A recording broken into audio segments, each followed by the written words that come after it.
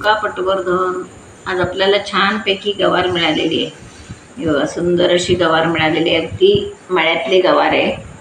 तर ही गवार मी तुम्हाला आधी मोडून दाखवणार आहे.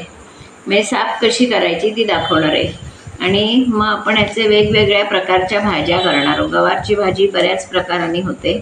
आमटी होते, भाजी होते, चटणी होते, ठेचा होतो. असे सगळे प्रकार मी तुम्हाला करून दाखवणार आहे. त्याच्यासाठी अशी आपण ही गवार साफ करून घ्यायची आहे. बघा, असे दोर येतात त्याचे. एकदा या बाजूनं करायचं, एकदा त्या बाजूनं, म्हणजे दोन्ही बाजूनं दोर व्यवस्थित येतात आणि भाजी आपली छान होते. असं किंवा डायरेक्ट उकडवून सुद्धा करता येते. ही गवार अशी डायरेक्ट उकडवायची आणि दोर काढायचे, तीही एक पद्धत चांगली आहे. त्याने झटकन भाजी होते आणि चांगली शिजलेली भाजी होते. अशी आता मी साफ करून घेते आणि मग तुम्हाला भाजी दाखवणार आहे करून. नमस्कार, मी उल्का उद्धव पटवर्धन. उल्काच किचनमध्ये आपणा सर्वांचं स्वागत आहे. मी तुम्हाला गवार साफ केलेली दाखवली आहे. आता या गवारीची आपण झटकन अशी कुकरमध्ये भाजी करून तुम्हाला मी दाखवणार आहे.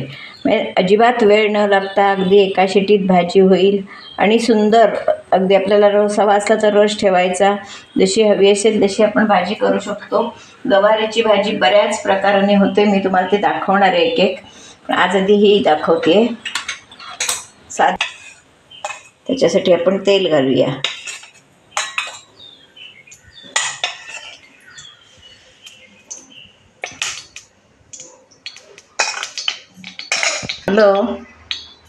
की वरती मोहरी, जिरं आणि आपण कांदा घालणार आहोत.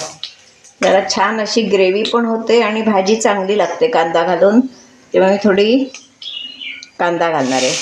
बारीक चिरलेला कांदा, 2 कांदे बारीक चिरून घेतलेले आहेत, ते घातले. आपण छानपैकी परतून घेऊया. कांदा थोडा बावत आला की आपण मग त्याच्यावर गवार आणि बटाटा टाकणार आहोत.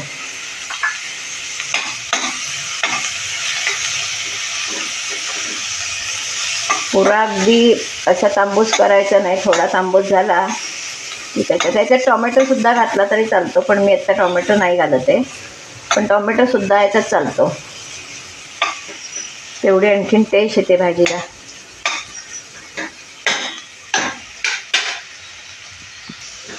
आपला कांदा बऱ्यापैकी बावलेला आहे.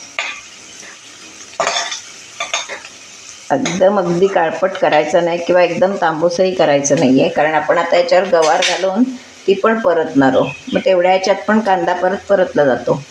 गवार आणि बटाट्यानं भाजी छान लागते. समजा कमी असेल तरी ती थोडी वाढते. पण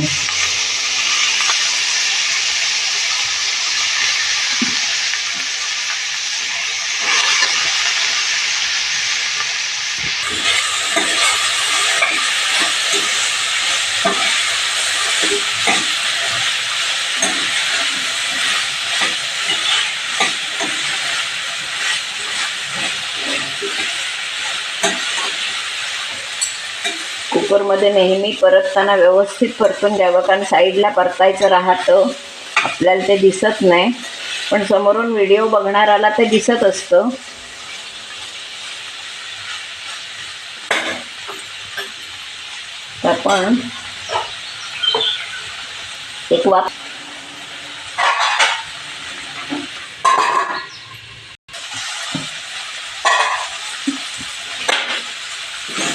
आपण एक वाफ चांगली काढलेली आहे. तर सगळं साहित्य घालणार आहोत आपण त्याच्यात. प्रथम लाल तिखट,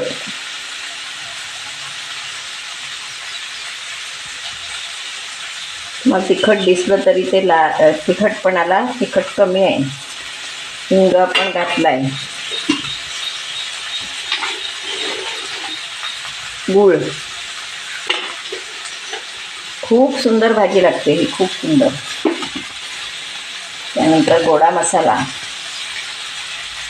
कुणाला गोडा तिखट मायाची गरम मसाला आवडत असेल तर गरम मसाला घातला तरीही चालेल, पण आम्ही गोडा मसाल्याचीच करतो. गोडा मसाला आणि चवीप्रमाणे मीठ. आपण ही भाजी परतून देऊया.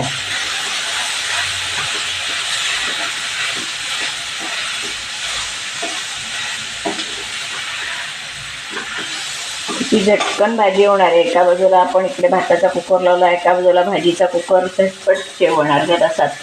एकदा तुम्हाला संपूर्ण स्वयंपाक पण मी करून दाखवणार आहे, झटपट असा. वरण भात, भाजी, पोळी.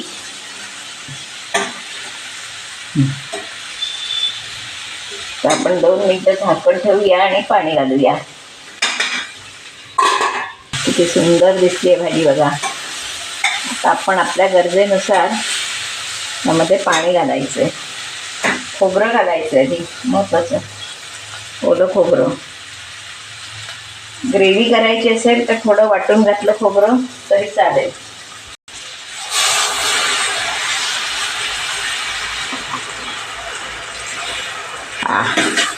सुंदर दिसते बघा.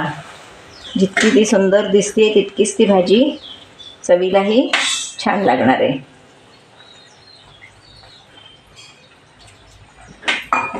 आता आपण झाकण लावून 1 शिटी काढून घेणार आहोत. एका शिटीत आपली भाजी तयार. किती झटकन होणारी भाजी आहे बघा.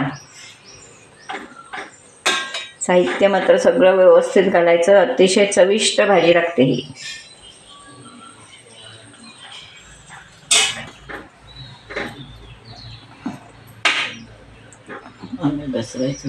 आता आपण झाकण लावून 1 शिटी काढूया. भाजी आपल्या कशी झाली ती बघूया.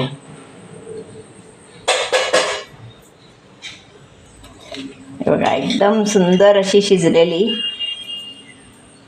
बटाटाही छान शिजलाय, गवारही छान शिजले आणि झटकन होणारी मी तुम्हाला भाजी दाखवली. म्हणजे अगदी झटापट म्हणजे अर्ध्या तासात आपण स्वयंपाक करू शकतो अशा प्रकारानं मी तुम्हाला ही भाजी दाखवलेली आहे. आता आपण ती सर्विंग बाउलमध्ये काढून घेऊया. अशी ही आपली गवारची भाजी खाण्यासाठी तयार आहे. आता गवार मोडण्यापासून मी तुम्हाला सगळे कृती दाखवलेली आहे. गवार कशी मोडायची इथपासून दाखवलेली आहे.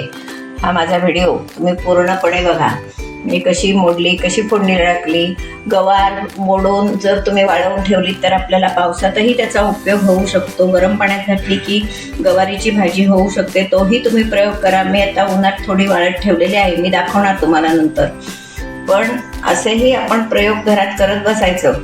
आणि माझाही ही भाजीचा व्हिडिओ तुम्ही पूर्णपणे बघा. माझा व्हिडिओ जर तुम्हाला आवडला तर लाईक करा, शेअर करा, सबस्क्राईब करा. बेल आयकॉन बटन दाबायला विसरू नका. धन्यवाद.